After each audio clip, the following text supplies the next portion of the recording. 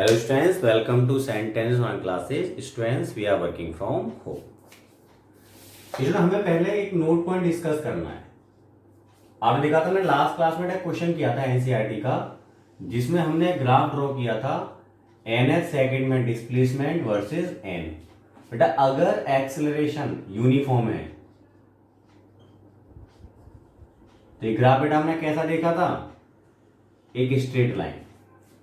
वही बेटा nth second में डिस्प्लेसमेंट वर्सेस n ग्राफ बेटा जब एक्सेलरेशन 0 था तो बेटा इस टाइप से था. तो आप देख रहे हो बेटा बिल्कुल ऐसे बिहेव कर रहा है जैसे वीटी ग्राफ में वेलोसिटी होता था, और n ऐसे बिहेव कर रहा है जैसे बेटा टाइम होता था. तो यहां से हम देख रहे हैं ये बिल्कुल सेम उसी तरह के ग्राफ है जो वीटी ग्राफ में हम देखते थे. ठीक है ना. तो वीटी ग्राफ और एन ग्राफ बेटा दोनों कैसे हैं, आइडेंटिकल हैं. जब यूनिफॉर्म एक्सेलरेशन हो तो बेटा वीटी ग्राफ भी ऐसे ही आता था, और जीरो एक्सेलरेशन हो तो बेटा वीटी ग्राफ भी ऐसे ही आता था. तो यहां से हमें क्या पता पड़ रहा है कि जो एस एन है बेटा कैसे बिहेव करता है, वेलोसिटी की तरह बिहेव करता है.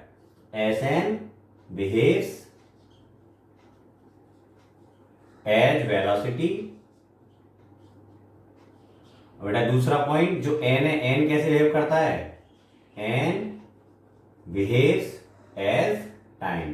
तो बेटा यहां पे अगर हमसे कोई बोले कि बताओ भाई एस एन का डायमेंशनल फॉर्मूला क्या है, बेटा एस एन यहाँ पे किसकी तरह है, वेलोसिटी की तरह है. तो इसका डायमेंशनल फॉर्मूला क्या होगा, एल टी माइनस 1.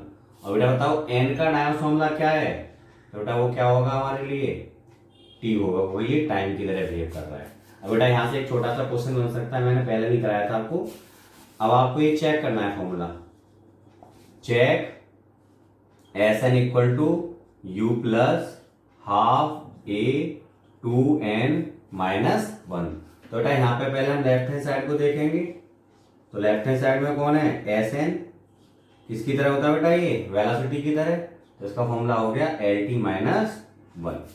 अब बेटा वही मैं राइट हैंड साइड की बात करूं तो बेटा यहां u plus 1/2 a 2n minus 1 equal to बेटा u के लिए तो हमें simple L T minus 1 use करना है, प्लस 1/2 बेटा कांस्टेंट है, a के लिए क्या होता था एल टी माइनस 2 इंटू बेटा 2n माइनस 1. ये पूरा एक n की तरह है ना, तो 2n माइनस 1 बेटा किसकी तरह होगा, यहाँ पे बिल्कुल n ही है एक तरह से. और n को बेटा हम क्या बोल रहे थे, टाइम बोल रहे थे. तो 2n माइनस 1 बेटा यहाँ पे किसकी तरह हो गया, टाइम की तरह. ओके, क्योंकि n टाइम की तरह था तो बेटा 2n माइनस 1 भी हमारा टाइम ही होगा यहाँ पे, है ना.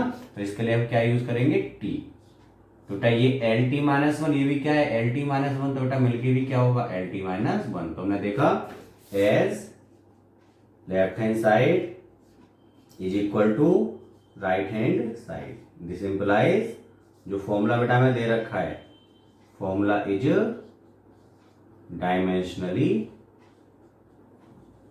करेक्ट. तो बेटा हम इन चीजों को रिलेट किसके बेस पर कर पाए, इस ग्राफ के बेस पर.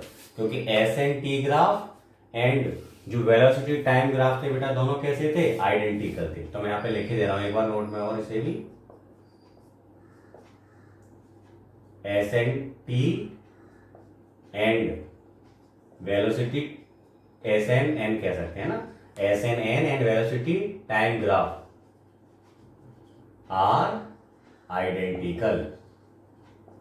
बेटा एकदम आइडेंटिकल आ रहा है. Okay students, now pause the video and note it down.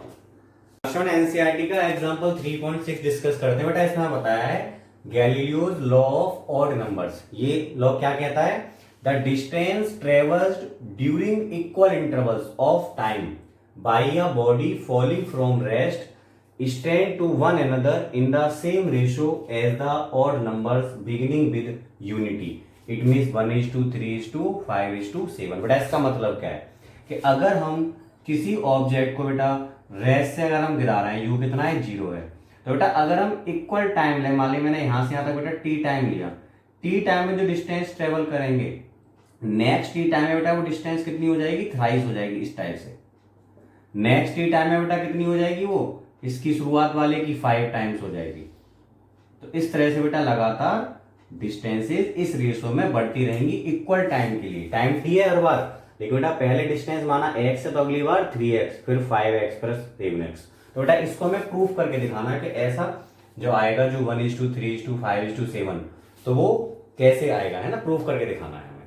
यहाँ पे बेटा ऑड नंबर से मतलब यही आ रहा है कि 1:3:5:7, तो बेटा ये क्या है, ऑड नंबर से जो कहां से स्टार्ट हो रहा है, यूनिटी से। ओके, अब बेटा इसको प्रूफ करते हैं।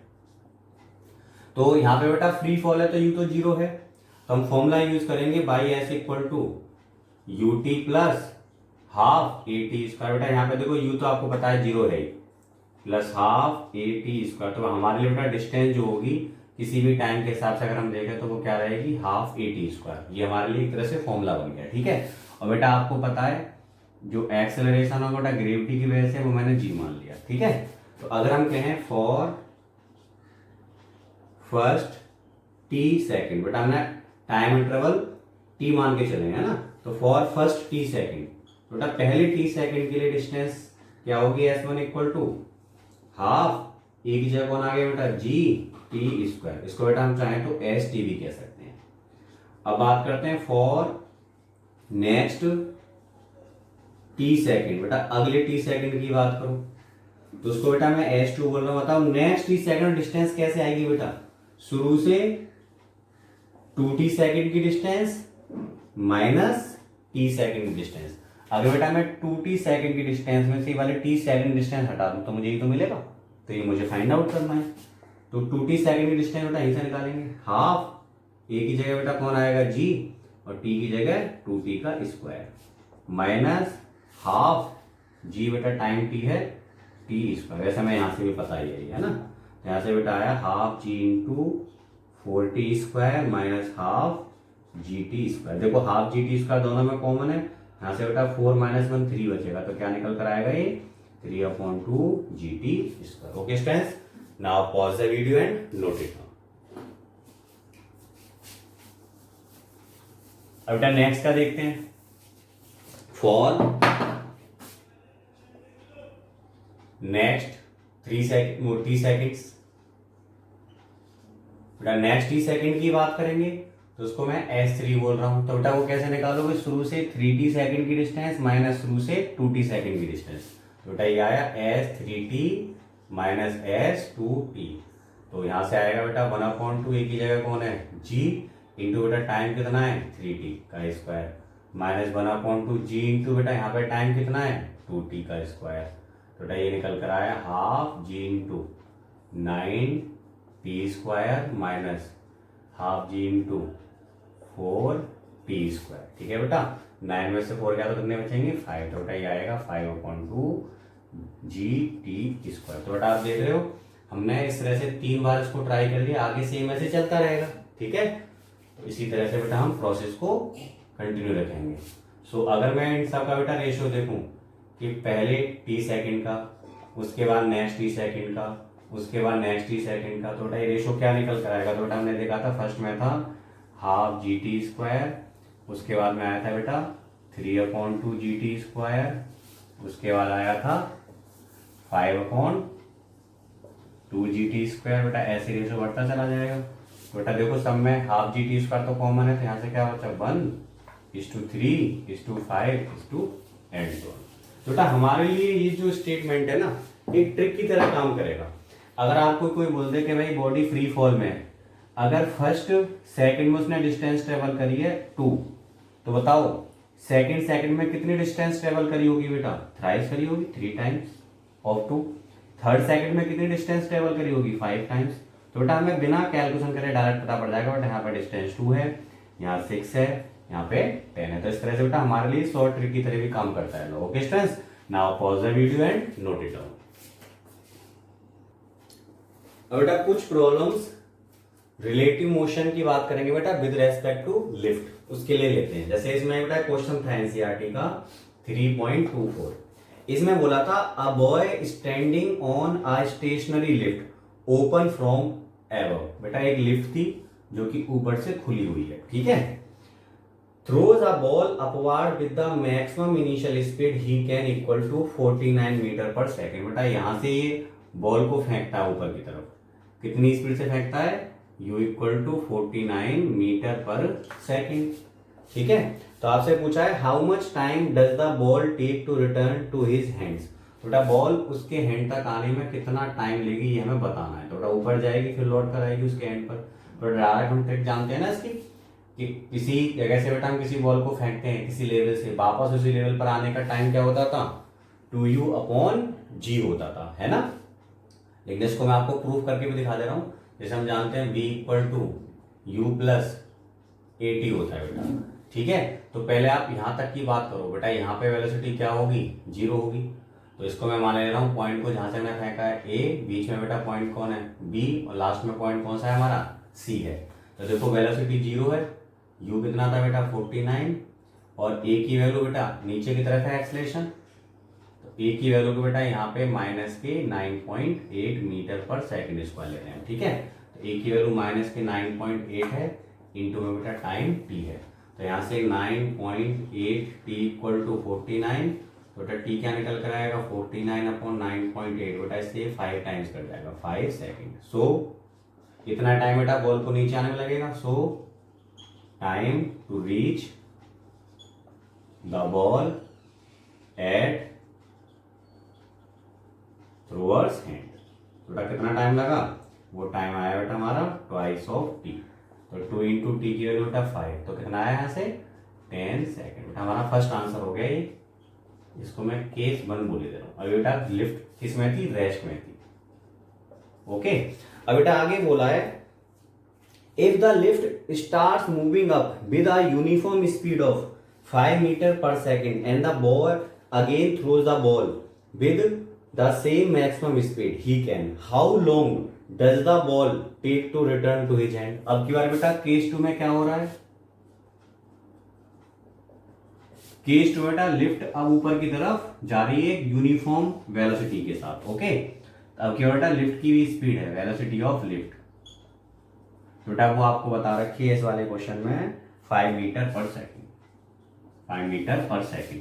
अब क्या बेटा अगेन बॉल को फेंक रहा है, बेटा लिफ्ट के रेस्पेक्ट में कितनी स्पीड है उसकी 49 मीटर/सेकंड। बेटा अब की बार ये लिफ्ट में है ना, ये तो पहले भी लिफ्ट में था, लेकिन पहले लिफ्ट रेस्ट में थी, तो चाहे हम ग्राउंड के रेस्पेक्ट में कहें या लिफ्ट के रेस्पेक्ट में एक ही चीज थी। लेकिन अब की बार बेटा जो वेलोसिटी है वो किसके रेस्पेक्ट में, ये 49 लिफ्ट के रेस्पेक्ट में, ग्राउंड के रेस्पेक्ट में अलग होगी, ठीक है। आपको पता है जिस प्लेटफॉर्म में बेटा हम होते हैं, जो कोई भी बॉल फेंके या कोई भी बॉडी फेंकेंगे तो बेटा वो उस प्लेटफॉर्म के रेस्पेक्ट में होगी, ठीक है। तो 49 मीटर/सेकंड बेटा विद रेस्पेक्ट टू लिफ्ट है ये, ओके। तो ये कह सकते हैं velocity of ball with respect to lift, ये भी बोल सकते हैं UBL। बेटा अब की भी बॉल ऐसे जाएगी और बेटा वापस लौट कर आएगी, लेकिन अब की बार सारी सिचुएशन बेटा किसके रेस्पेक्ट में है, लिफ्ट के रेस्पेक्ट में। तो अगर हम बोले velocity of ball with respect to lift, तो बेटा वो होगी U ball with respect to lift equal to बेटा 49 मीटर/सेकंड। अब जरा एक्सेलरेशन की बात करते हैं, acceleration with respect to lift, तो बेटा एक्सेलरेशन क्या होगा बॉल का with respect to lift, acceleration of ball minus acceleration of lift. बेटा बॉल का एक्सेलरेशन तो 0 है, उसका बॉल का एक्सेलरेशन कितना था बेटा, वो तो ग्रेविटी के अंडर है ना बॉल, तो वो तो बेटा -9.8 है, और लिफ्ट का क्या है 0, तो बेटा ये आएगा -9.8 मीटर/सेकंड²। देख रहे हो सिचुएशन एकदम सेम है कि नहीं, सेम जैसे वहां था एक्सेलरेशन सेम यहाँ आ रहा है, जो वेलोसिटी वहां थी बेटा सेम यहाँ आ रही है, टाइम भी कैसा होगा सेम ही लगेगा। So time to reach the ball at thrower's hand, तो बेटा कितना टाइम लगा उसे, T' बोल दिया, तो बेटा वो मैं डायरेक्ट फॉर्मूला यूज कर रहा हूँ, आपको बताया था ना। देखो यहाँ से U/G की फॉर्म बन जाएगी, यहाँ से U/G, तो बेटा डबल टाइम लगता है नीचे आने में, U/G टाइम लगता है बेटा ऊपर तक जाने में, फिर बेटा उतना ही टाइम नीचे लगेगा, तो 2U/G, तो 2U, लेकिन यहाँ पे बेटा U क्या है, बॉल की वेलोसिटी है लिफ्ट के रेस्पेक्ट में, अपॉन बेटा G एक्सेलरेशन था ना, तो यहाँ पे मैं लिखना पड़ेगा acceleration of ball with respect to lift, तो 2U/A की फॉर्म आ गई है ना, 2UBL बेटा कितना था हमारा 49, अपॉन बेटा एक्सेलरेशन क्या था 9.8, माइनस साइन तो बस केवल हमने कन्वेंशन के लिए यूज किया है, तो बेटा यहाँ भी क्या आ रहा है 10 सेकेंड। तो आपने देखा जब लिफ्ट रेस्ट में थी तब भी बेटा टाइम बॉल को उस तक पहुंचने में पर्सन तक 10 सेकेंड लग रहा था, और बेटा अगर लिफ्ट एक यूनिफॉर्म वेलोसिटी के साथ मोशन कर रही है तब भी उसको जो टाइम लग रहा है वो कितना लग रहा है 10 second. Okay students, now pause the video and note it down.